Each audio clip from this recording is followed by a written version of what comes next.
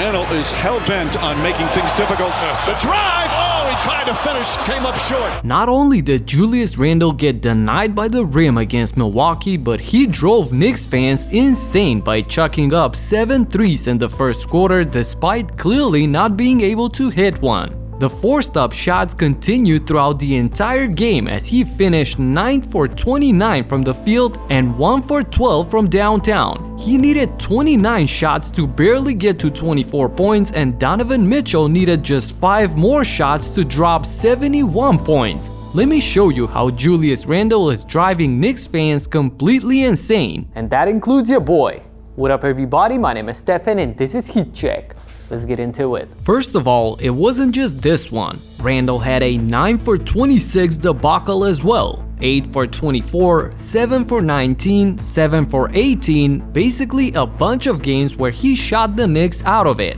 And when you look at these shots, you know exactly what makes Knicks fans furious. There is no motion here, no teammates involved, the ball doesn't move. If this was Desmond Bane, for example, missing shots, I'd be okay. A great three-point shooter, so we're waiting for him to get back in rhythm. But Julius Randle, as a power forward, has fired away 323 so far on a bad 34%, while taking only 200 shots from the restricted area, the high percentage ones. And not to mention these types of extremely tough fading shots with a hand in his face. If you're not Kevin Durant or DeMar DeRozan, this is a bad possession. So Randle's entire game is dependent on if he's hot that night. And for a guy that prides himself on being the franchise leader, that's a horrific variable to count on. Now the crazy thing is that he's been good for the Knicks this season, though a lot of that comes from playing with a solid point guard like Jalen Brunson, who I credit for most of this team's success this season. He unlocked not just Randle but also accelerated the growth of the young players. Similarly, like 2 seasons ago when Julius had a healthy Derrick Rose, you see what playing with a quality floor general does to his game.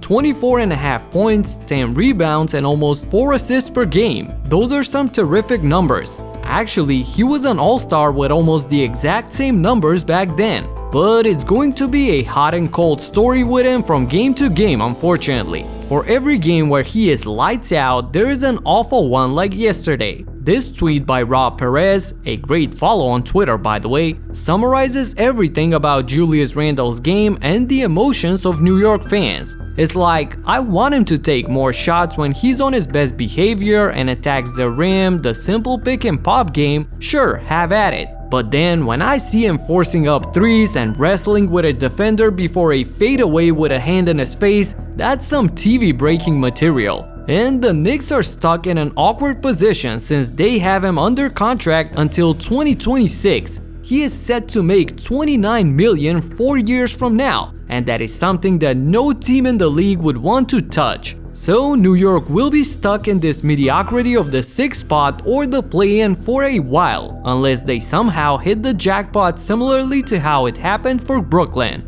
Until then, we'll enjoy the good game bad game by Randle and Brunson's late game heroics trying to keep this team alive. Tim Hardaway Jr. does almost the exact same thing as Randle, and I made a video about it, so check it out. Talk to you in the next one. Peace out. The drive! Oh, he tried to finish, came up short.